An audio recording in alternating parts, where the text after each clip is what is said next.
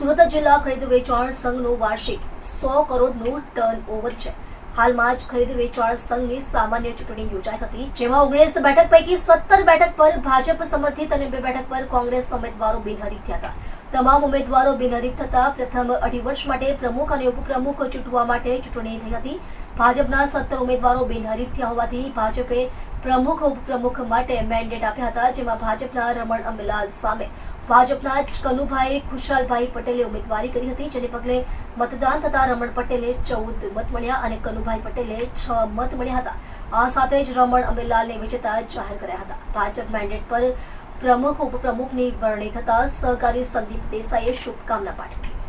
સુરત જિલ્લા સહકારી ખરીદ વેચાણ સંઘની આજે પ્રમુખોની ચૂંટણીની અંદર ભારતીય જનતા પાર્ટીના પ્રદેશ અધ્યક્ષ અને કેન્દ્રીય મંત્રી શ્રી સી આર પાટીલ સાહેબે જે મેન્ડેટ આપ્યો હતો એ મુજબ પ્રમુખ તરીકે રમણ અંબલાલ પટેલ, ઉપપ્રમુખ તરીકે ઓલપાડના માજી ધારાસભ્ય ધનસુભાઈ પટેલની વરણી થઈ છે।